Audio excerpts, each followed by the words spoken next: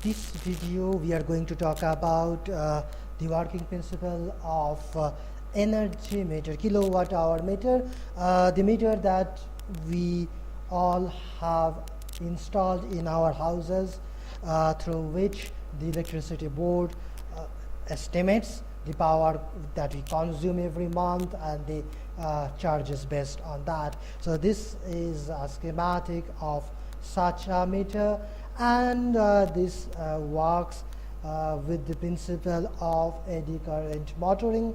So in the previous video we have seen how eddy current motoring works, what is the physics behind it, and how does the Lenge's law is applicable to that is eddy current motoring. So this video we are going to talk about how eddy current motoring is utilized to make this device, this kilowatt hour meter, work.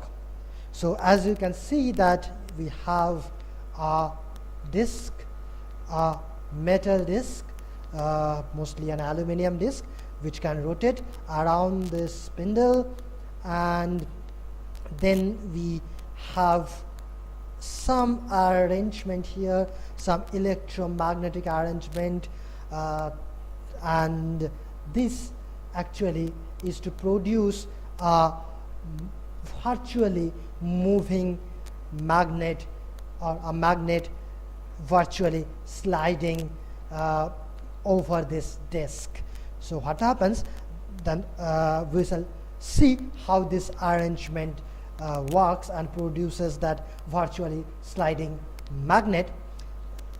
But when it works, then there is a virtual magnet which slides over this disc continuously, that keeps sliding, and that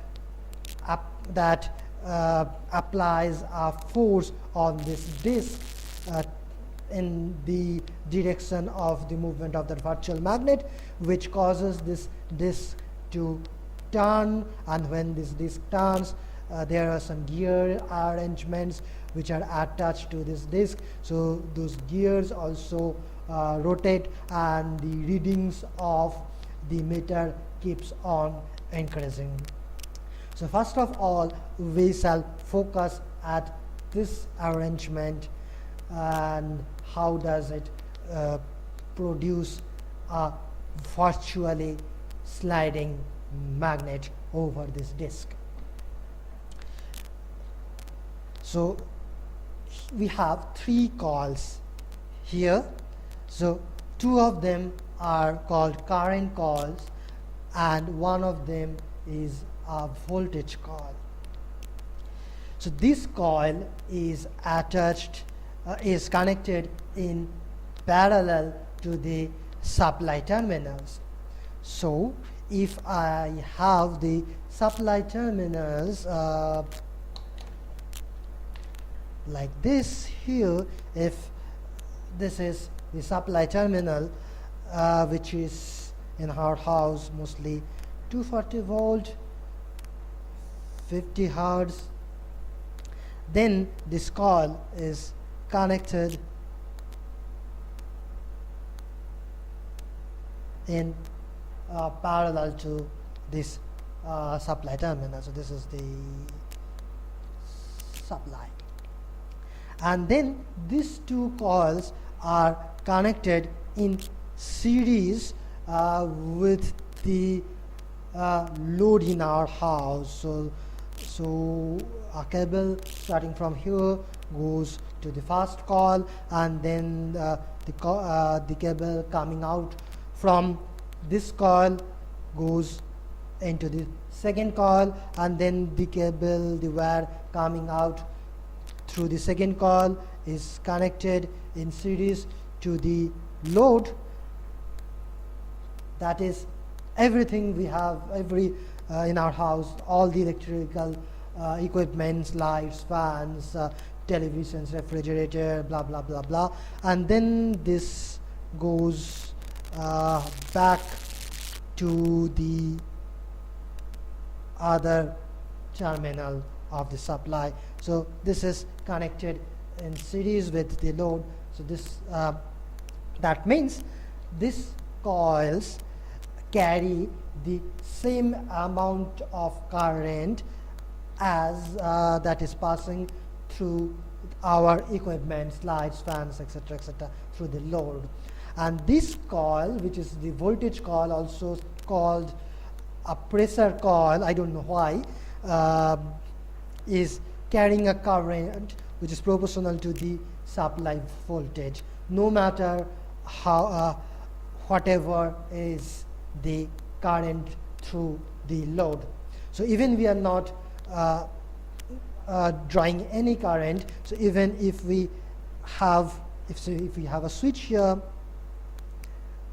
which is turned off, then there is no current through the load, so the supply main is off, but still there is some current to this voltage coil as long as there is a voltage present in this supply mains. Now let's look at how this arrangement produces the moving magnet over this disk. Okay, let's assume that this load is resistive, so it's R, pure R. So that means and this R, of course, this resistance is of course going to be much bigger than the impedance of these coils, so the current through these coils will be largely in phase with the supply voltage. However, here there is no other load, no other impedance in series to this coil, and the coil is, of course, it's inductive. There is also though some resistance of the coil, but it's mainly largely inductive. So the current passing through this coil is lagging this supply voltage by 90 degree.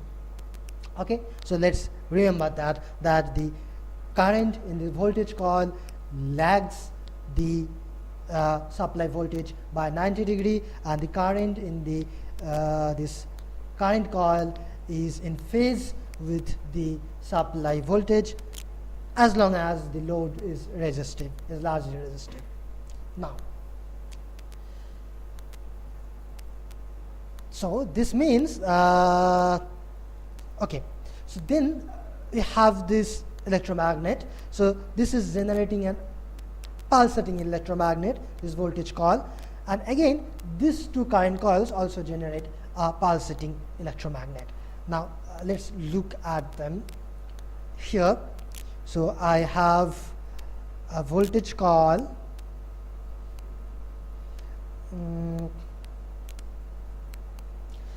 on top of this disk, and then I have two current coils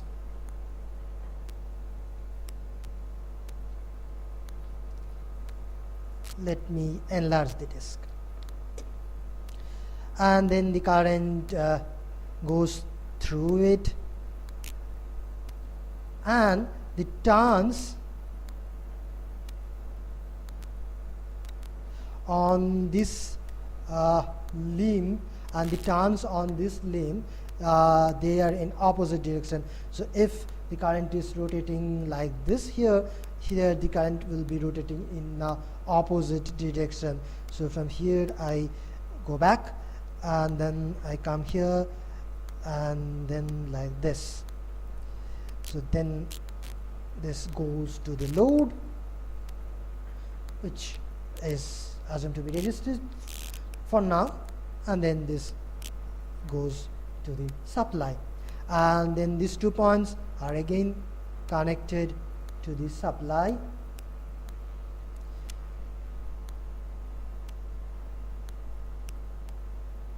Okay, so these two are my supply terminals. Okay, now how is the flux in this limb related to the supply voltage? The current in this limb is in phase with the supply voltage, and the flux will approximately be in phase with the current if I assume no hysteresis, etc. So the current will be in phase here with the supply voltage, And that means if this is the supply voltage as a function of time, then the current here or the flux here on the left side, so let me call it phi L, so this will also be in phase with the supply voltage. So this is V, this is phi L, and then phi R will be minus of phi L because the coils are in opposite direction here compared to this. So this is phi on the right limb, let me call it phi R. And then how was the current here? So here the current will be 90-degree lagging the supply voltage.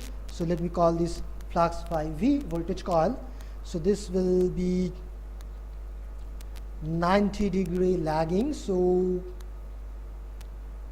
it starts from here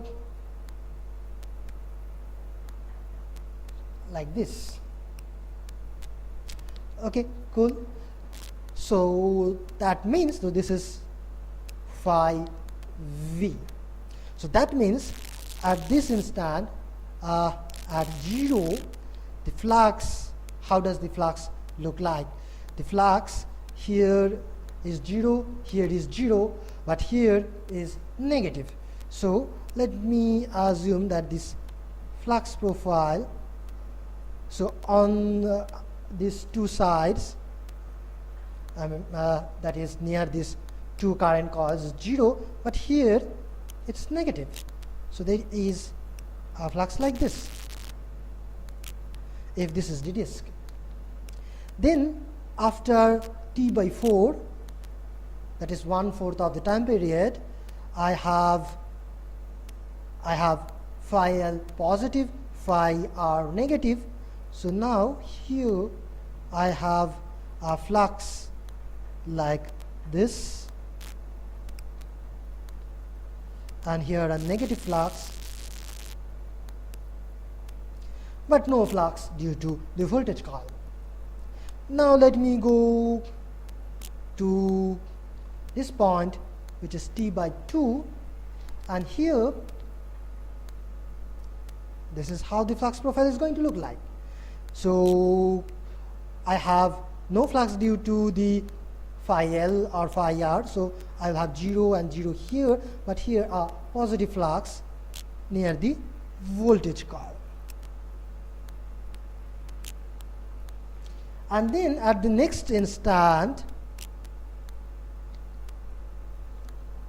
if through the same consideration, I'll have flux like this, minus and plus due to the current coils, and no flux here due to the voltage coil.